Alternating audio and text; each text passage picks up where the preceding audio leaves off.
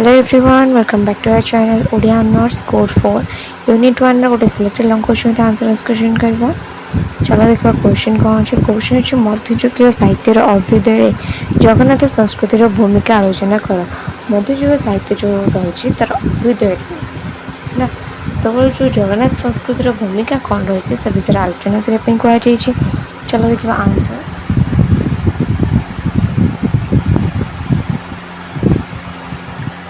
First देखा आम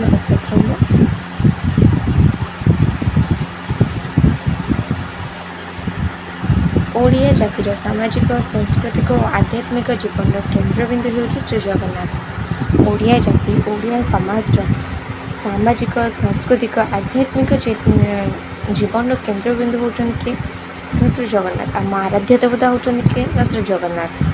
ओडिशार इतिहास और साहित्य सहित जगन्नाथ चेतना उत्तप्रेत भाव जड़ित। ओडिशार इतिहास साहित्य सबुतिर जगन्नाथ चेतना उत्तप्रेत भाव जड़ित हो रही। विशेषकर मध्ययुगीय ओडिया साहित्य विकास और अभ्युदय श्री जगन्नाथ संस्कृति द्वारा ही नियंत्रित और परिपुष्ट होता।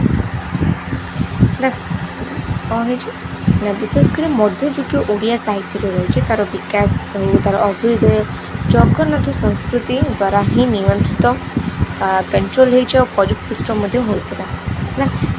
जो ओडिया मध्ययुग जो रहा मध्ययुगीय ओडिया साहित्य से कौ जुग रहा ना जो पंचसखा जुग आ रीति जुग है। मध्ययुगीय ओडिया साहित्य कौ मान रहा ना पंचसखा जुग रहा रीति जुग रहा। ये सबूर विकास और अभ्युदय श्री जगन्नाथ संस्कृति द्वारा ही नियंत्रित और परिपुष्ट होता। यही समय साहित्य केवल मनोरंजन पाई नथिला बरं यह थिला जगन्नाथ संस्कृतिर उदारवादी आदर्शर एक बांगमय प्रतिफलन। जो मध्ययुगीय ओडिया साहित्य होता है केवल मनोरंजन पाई नथिला पाठक मान मनोरंजन पाई नथिला बरं यह थिला जगन्नाथ संस्कृतिर उदारवादी आदर्शर एक बांगमय प्रतिफलन। साहित्य सृष्टिर मूल प्रेरणा भाव श्री जगन्नाथ। साहित्य सृष्टि व साहित्यर अभ्युदय मूल प्रेरणा भाव श्री जगन्नाथ। मध्ययुगीय ओडिया कवि मानक श्री जगन्नाथ केवल जड़े देवता नथिले से थिले समस्त काव्य कवितार मूल प्रेरणादाता। मध्ययुगीय ओडिया कवि मान थिले सेमानक पई श्री जगन्नाथ केवल जड़े देवता नथिले सेमानक पई जगन्नाथ कौन थिले ना समस्त काव्य कवितार मूल प्रेरणादाता। सारला दासଙ୍କ आदर्शर अनुसरण। सारला दास जेपरि श्री जगन्नाथ को केन्द्र करी ओडिया साहित्यर भित्ति प्रस्तर स्थापन करथिले मध्ययुगर कवि माने ताहाको अधिक व्यापक करथिले। सारला दास कौन करथिले ना श्री जगन्नाथ को केन्द्र करके ओडिया साहित्यर भित्तिभूमि कौन करथिले ना प्रस्तर करी स्थापन करथिले। मध्ययुगर कवि माने कौन कले ना सेही जो भित्ति प्रस्तर थिला ताकू अधिक व्यापक करथिले। तेन आसला सारला दास आदर्शर अनुसरण गला। तेन आसला ग्रंथारंभ इष्ट वंदना। ग्रंथ माने बही बहीर आरंभ इष्ट देवों वंदना। बलराम दास जगन्नाथ दास आरंभ कर रीति जुगर उपेन्द्र भंज और दीनकृष्ण पर्यंत समस्त कवि निज ग्रंथर प्रारंभ हो जगन्नाथ निकट आत्मसमर्पण कर आशीर्वाद ही काव्य रचना करथिबा स्वीकार करिसेंती। ग्रंथारंभ इष्ट वंदना माने कौन जेकोसी कवि जो रहिले बलराम दास हूँ जगन्नाथ दास हूँ से आरंभ कर रीति जुगर को मान ना उपेन्द्र भंज हूँ दीनकृष्ण हूँ से समस्त कौन निजर ग्रंथ रचना करवा कला बेले ग्रंथ प्रारंभ आरंभ पृष्ठार श्री जगन्नाथ निकट आत्मसमर्पण कर जगन्नाथ कौन ना वंदना ज्ञान कर जगन्नाथ आशीर्वाद ही काव्य रचना कर स्वीकार कर। पंचसंख्या साहित्य और जगन्नाथ चेतन गणतांत्रिक आभिमुख्य। पंचशाखा साहित्य और जगन्नाथ चेतना गणतांत्रिक आभिमुख्य। ओडिया मध्ययुगीय साहित्य प्रथम पर्याय हूँ पंचशाखा जुग। ओडिया मध्ययुगीय जो साहित्य रहा तार प्रथम पर्याय कौटा ना पंचशाखा जुग। देन आसब रीति जुग। यही जुगर 5 जन सखा बलराम दास जगन्नाथ दास अच्युतानंद दास जसवंत दास अनंत दास ये जो 5 जन रही कौन कहे ना पंचशाखा बोली कहुए। जगन्नाथ संस्कृति को जनमानस प्रतिष्ठित करने साहित्य को माध्यम करते। जगन्नाथ संस्कृति थिला ताकू जनमानस प्रतिष्ठित करने जनसमाज को जनवाई कौन करते साहित्य को माध्यम भाव ग्रहण करते कौ मैंने ना पंचसखा मैंने। देन आसला भाषार गणतांत्रिकरण। भाषार गणतांत्रिकरण संस्कृत भाषार प्राधान्य को प्रतिहत करी कवि मैंने साधारण लोकों भाषा पुराण साहित्य सृष्टि करते। संस्कृत भाषा जो प्राधान्य रही से प्राधान्य को प्रतिहत करी ये जो पंचसखार कवि मान रही कौन कले साधारण लोकों भाषा पुराण साहित्य सृष्टि कले। संस्कृत में पुराण साहित्य सब रचना न करके जो भाषा लोक मैंने बुझीपारे जनसाधारण ठीक से बुझीपारे से भाषा पुराण साहित्य सब सृष्टि कले। देन आसला बलराम दासଙ୍କ जगमोहन रामायण। यही ग्रंथ में श्री रामचंद्र चरित्र माध्यम श्री जगन्नाथ महिमा कीर्तन करा बलराम दासଙ୍କ जो जगमोहन रामायण रही से बही कौन ना श्री रामचंद्र चरित्र माध्यम जगन्नाथ महिमा कौन करा गान करा जगन्नाथ दासଙ୍କ भागवत ओडिया संस्कृतिर प्राण केन्द्र हो किए ना ओडिया भागवत तो किए रचना कर अतिबड़ी जगन्नाथ दास। एथिरे वर्णित श्रीकृष्ण चरित्र श्री जगन्नाथ संपृक्त अभेद है जो भागवत ओडिया भागवत जो श्रीकृष्ण चरित्र रही है श्री जगन्नाथ संपूर्ण भाव अभेद। तेना आसला पिंड ब्रह्मांड तत्व। पिंड ब्रह्मांड तत्व पंचसखा माने सेमानक साहित्य रे दर्शाइले जे मानव शरीर ही श्रीक्षेत्र बा ब्रह्मांड एवं शरीर मध्य आत्मा आत्मा ही स्वयं श्री जगन्नाथ है।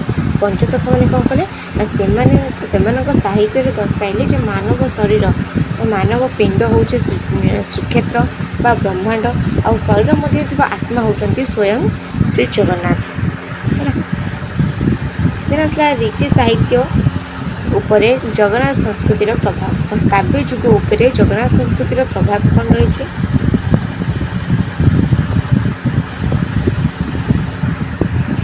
रीति जुग ओडिया साहित्य मुख्यतः श्रृंगार कलात्मक शब्द संयोजना उपर आधारित थिले हैं। यार आध्यात्मिक प्राण केन्द्र थिले श्री जगन्नाथ। रीति जुग बा काव्य जुग था ओडिया साहित्य मुख्यतः श्रृंगार कलात्मक शब्द संयोजना बा व्यवहार उपरे आधारित थिले मध्य यार आध्यात्मिक प्राण केन्द्र थिले कि ना श्री जगन्नाथ। कृष्ण और जगन्नाथ अभेदत्व। रीति कवि माने मुख्यतः राधाकृष्ण लीला को नहीं काव्य रचना करते किंतु सेमानक दृष्टि द्वापर श्रीकृष्ण और कली जुग श्री जगन्नाथ एक एवं अभिन्न थे। रीति जुग जो कवि माने कौन ना मुख्यतः राधाकृष्ण लीला को लेकिन काव्य रचना करते किंतु सेमानक दृष्टि द्वापर श्रीकृष्ण और कली जुग श्री जगन्नाथ एक आउ अभिन्न थिले। तेना आसला दीनकृष्ण दासଙ୍କ रसकल्लोळ। यही प्रसिद्ध काव्यर प्रारंभ में कवि श्री जगन्नाथ नीलाद्रि विहार एवं दारू रूप को अति चमत्कार भाव वर्णना कराई। दीनकृष्ण दासଙ୍କ रसकल्लोळ जो काव्यटी कौन वर्णना कर प्रारंभ रसकल्लोळ काव्यर प्रारंभ में श्री जगन्नाथ नीलाद्रि विहार विषय वर्णना कराई। दारू रूप अति चमत्कार भाव ए वर्णना कराई। तेना आसला कवि सम्राट उपेन्द्र भंज। भंजीय काव्य राज्य जगन्नाथ पुरुषोत्तम रूपर स्तुति देखा मिले। भंजीय काव्य राज्य जपरिक वैदेही विलास हो कोटि ब्रह्मांड सुंदरी एसब कौन है जगन्नाथ पुरुषोत्तम रूपर स्तुति देखा मिली। तेना आसला सामाजिक समानता और मानववाद प्रतिष्ठा। जगन्नाथ संस्कृतिर मूल मंत्र होउछि उदारता जातिहीनता एवं समग्र मानव जातिर कल्याण। जगन्नाथ संस्कृतिर मूल मंत्र होउछि कौन ना उदारता जातिहीनता जाति जो भेदभाव रही से सबुर हीनता एवं समग्र मानव जातिर कल्याण समग्र मानव समाज कल्याण। मध्ययुगीय ओडिया साहित्य यह सामाजिक समानतार स्वर स्पष्ट भाव उच्चारित होइछि। मध्ययुगीय ओडिया साहित्य ये जो सामाजिक समानतार स्वर स्पष्ट भाव कौन हो उच्चारित होइछि। तेना आसला बलराम दासଙ୍କ लक्ष्मी पुराण।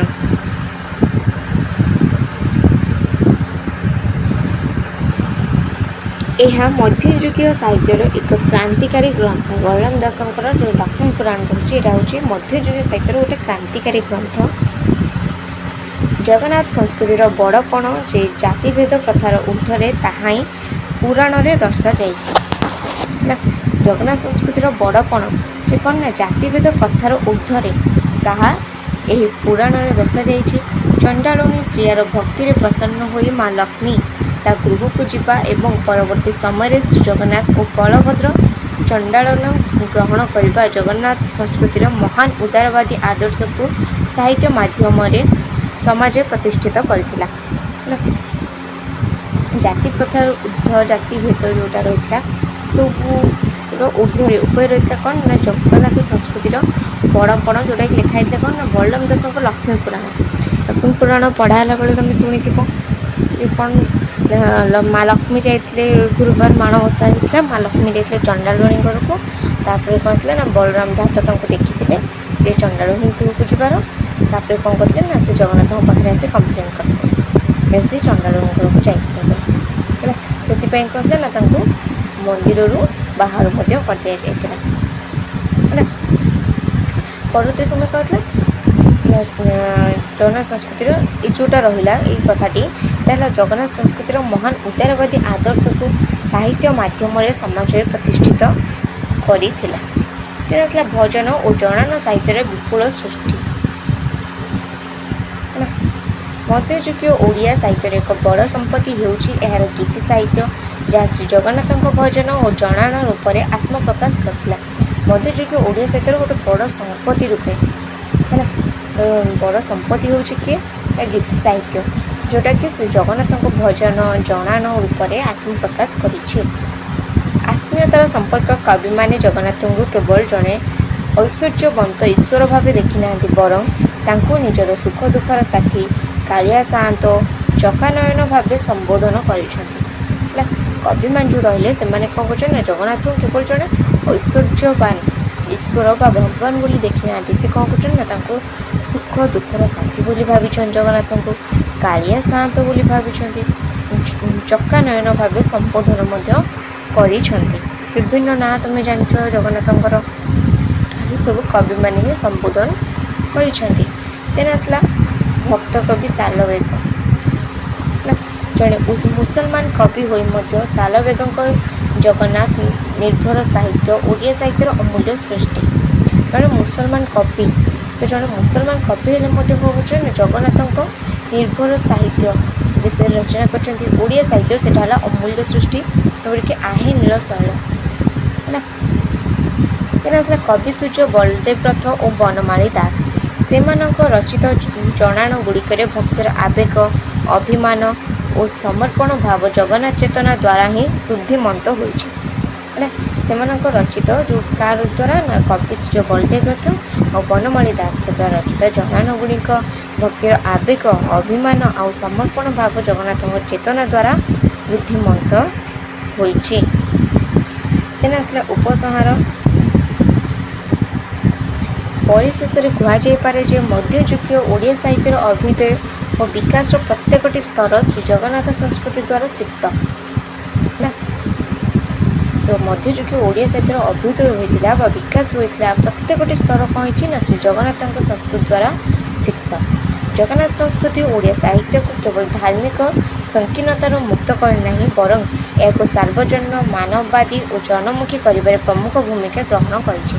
ଜଗନ୍ନାଥ ସଂସ୍କୃତି କ'ଣ ହେଉଛି ନା ଓଡ଼ିଆ ସାହିତ୍ୟକୁ କେବଳ ଧାର୍ମିକ ସଂକୀର୍ଣ୍ଣତାରୁ ବାହାର କରିନି ମୁକ୍ତ କରିନି, ବରଂ ଏହା କ'ଣ କରୁଛି ନା ସାର୍ବଜନୀନ ସମସ୍ତଙ୍କ ପାଇଁ ମାନବବାଦୀ ଜନମୁଖୀ କରିବାରେ ପ୍ରମୁଖ ଭୂମିକା ଗ୍ରହଣ କରିଛି। ତେଣୁ ମଧ୍ୟଯୁଗୀୟ ଓଡ଼ିଆ ସାହିତ୍ୟ ହେଉଛି ପ୍ରକୃତ ପକ୍ଷେ ଜଗନ୍ନାଥ ସଂସ୍କୃତିର ହିଁ ଏକ କଳାତ୍ମକ ପ୍ରତିରୂପ।